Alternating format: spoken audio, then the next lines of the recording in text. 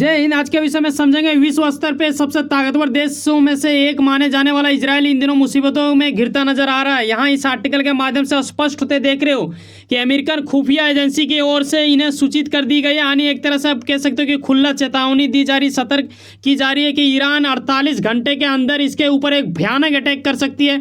आखिर ऐसा क्यों किया जाएगा, ये जानने वाली बात होगा। आखिर ये मुद्दा उठा क्यों और ये वायरल की स्थिति में क्यों आ चुके हैं, विश्व स्तर में इनके प्रति आर्टिकल लिखे जा रहे हैं। वहीं पे भाई साहब पुतिन का भी यहाँ पे योगदान होने वाला है। तो आओ समझते हैं स्टेप बाय स्टेप कि आखिर मामला कहाँ से क्या जुड़ा हुआ है।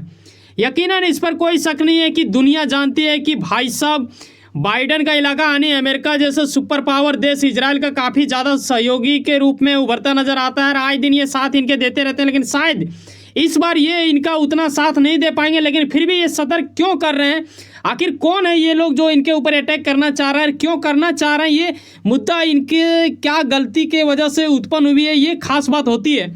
अगले 48 घंटे के अंदर ऐसा अटैक किया जाएगा इजराइल के ऊपर ईरान की ओर से, ऐसा यूएस के खुफिया एजेंसी CIA का कहना है। आखिर क्या प्लान किया ईरान ने और क्यों ये कर दिया है और इसे अलर्ट क्यों माना जा रहा है, ये काफ़ी ज़्यादा पीड़ाजनक वाली बात हो जाता है इजराइल के लिए।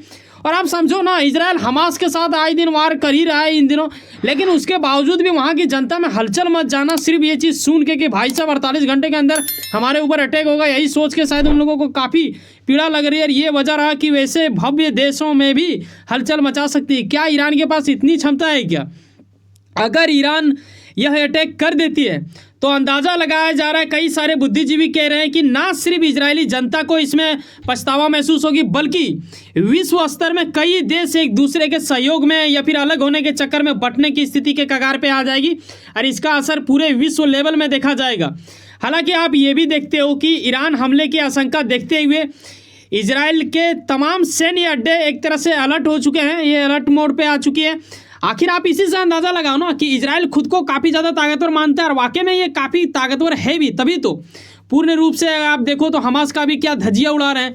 ऐसे में ईरान का सिर्फ ये आशंका है कि भाई साहब वो इनके ऊपर अटैक करेगी, इस चीज़ को लेके ये काफ़ी एक तरह से बोलो कि एक्टिव मोड में आ चुकी है। उनकी सेना बारीकी से चीज़ों को निगरानी कर रही है, एक तरह से अपनी जनता को पूर्ण रूप से इन्होंने बता दिया कि भाई साहब तैयार रहें। लोगों में झुंड मची हुई है, पानी वानी इकट्ठा कर रहा है, बिजली कट जाने की भी डर सताया जा, हलचल तो जरूर हो चुका है, ये मानना होगा काफ़ी बड़ा हलचल लग रहा है। क्योंकि आप समझो ना कि इतना भव्य देश में ऐसा जब हो जा रहा हो तो कहीं ना कहीं जनता में क्या असर हो रहा होगा। हालांकि अमेरिकी खुफिया एजेंसी के अनुसार अगर देखा जाए तो कई गुना अधिक संभावना है कि ईरान हमले में सैकड़ों ड्रोन मौजूद रहेंगे, ठीक है, दर्जनों क्रूज मिसाइल के हमला की जाएगी। ये हमास का जो हमला हुआ था ना, 5000 मिसाइल अटैक जो हुआ वो तब का था 7 अक्टूबर का बीते वर्ष, उससे कई गुना अधिक भव्य ये हो सकता है, ऐसा आकलन किया जा रहा है। इजराइल शायद बौखला के कुछ बड़ा कांड ना कर दे, इस चीज़ के ऊपर भी कई सारे बुद्धिजीवी चिंता व्यक्त कर रहे हैं।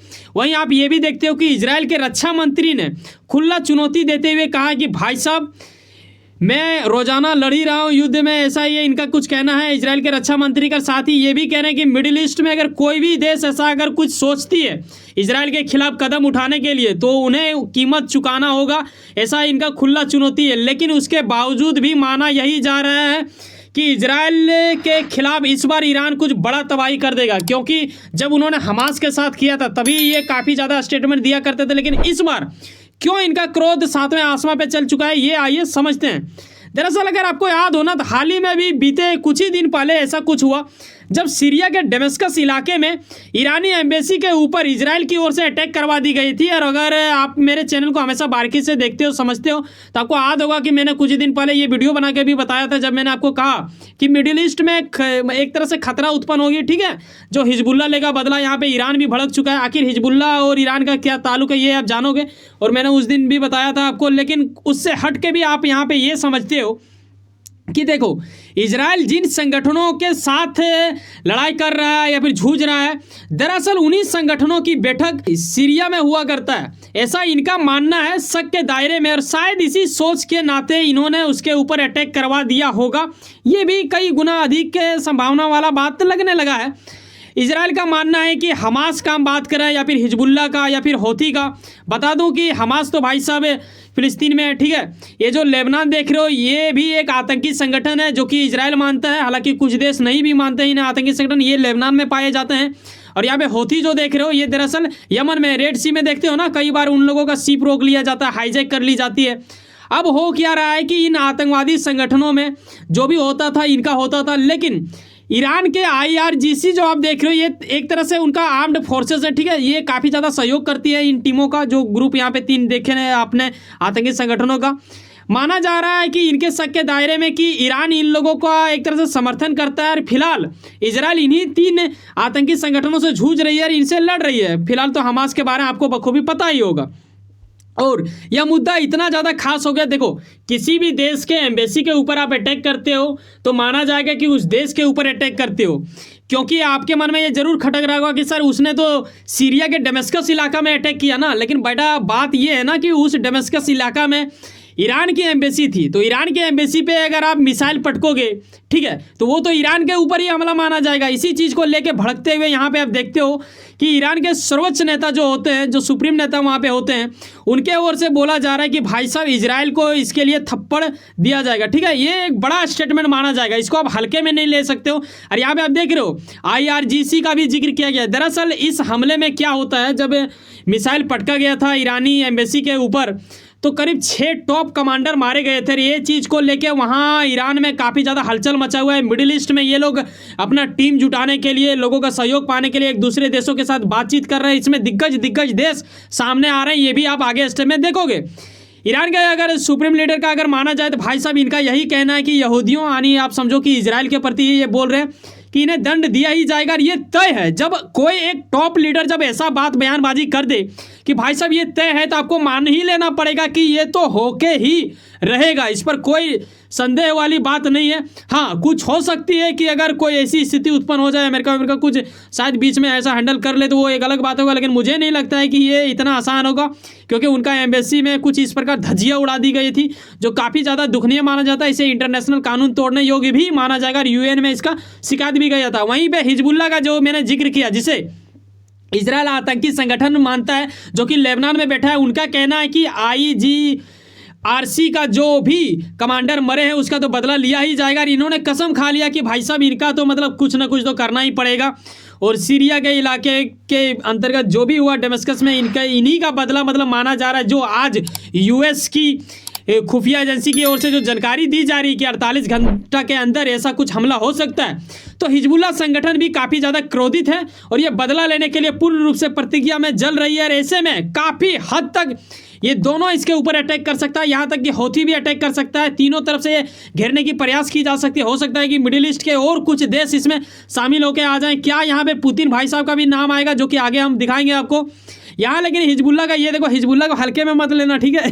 ये हिजबुल्ला लेबनान इलाके में जब देखो इजराइल हमास जब वार शुरू हुआ ना, तो हिजबुल्ला भी थोड़ा दिन के लिए एक्टिव हुआ था, लेकिन ईरान का तो उनका पास समर्थन है ये, लेकिन इजराइल उसके ऊपर ज़्यादा अटैक ना करते, इस वजह से UN ने अपना फोर्स लगा दिया था ताकि दोनों में संतुलन रहे। लेकिन अब जो एम्बेसी के ऊपर अटैक हुआ उसको लेकर इनका स्टेटमेंट में ये देखा गया, जो कि मुझे थोड़ा अजीब लगा। हिजबुल्ला का कहना ये है कि भाई साहब इजराइल तो मूर्ख है, उन्हें लगता है कि हमारे नेता को मार देंगे उसके बाद प्रतिरोध उग्र लहर रोका जा सकता है, लेकिन ऐसा नहीं होगा। यानी कहने का अर्थ ये है कि इनका अगर टॉप लीडर को आप मार देते हो तो ये मत सोचो कि वो लोग अपना मकसद भूल जाएंगे, ये लोग मकसद के लिए लड़ेंगे चाहे कुछ भी हो जाए। ऐसा हिजबुल्ला का कहना है, जो कि एक आतंकी संगठन है इजराइल के मानने के अनुसार। आगे पुतिन भाई साहब देखो अमेरिका को देखना नहीं चाहता, यूरोप साइड वाले हर देश से, ये अधिकांश देशों से नफरत करते हैं। ऐसे में ये ईरान का सहयोग देते हुए इनके दूतावास UN में कुछ अद्भुत कर दिए हैं। यहाँ इन्होंने ये कहा कि अगर मिडिल ईस्ट में तनाव बढ़ा तो US और ब्रिटेन बाद में रोने ना लगे, ऐसा कुछ इनका बयानबाजी है, जो कि एकदम बताता है कि भाई साहब ये तो मतलब काफ़ी हद तक बाइडन को पीड़ा दे सकती है, साथ में इजराइल को भी, क्योंकि पुतिन भाई साहब का अगर हाथ इधर रहेगा तो कहीं ना कहीं एक बड़ा हलचल, एक बड़ा षड्यंत्र भी देखने को मिल सकता है। इस पर कोई शक वाली बात नहीं है। हालांकि आप अपनी राय अवश्य दे सकते हो, क्योंकि हर व्यक्ति का विचार अलग होता है, सोचने की क्षमता अलग होती है। तो आप चाहो तो कमेंट बॉक्स आप ही लोगों के लिए खाली रहता है। वैसे सुनो ना, कहीं ना कहीं कुछ काम करते हैं, यकीनन अपने काम के प्रति काफ़ी ज़्यादा उम्मीद रखते हैं, यकीनन आपका मेहनत आपका मंजिल बन के मिला। वैसे सुनो ना, सब्सक्राइब कर लो वर्ल्ड अफेयर्स पॉलिटिक्स और जुड़े रहो मुझसे। चलो मिलते हैं किसी नेक्स्ट वीडियो में। बाय, जय हिंद, जय भारत।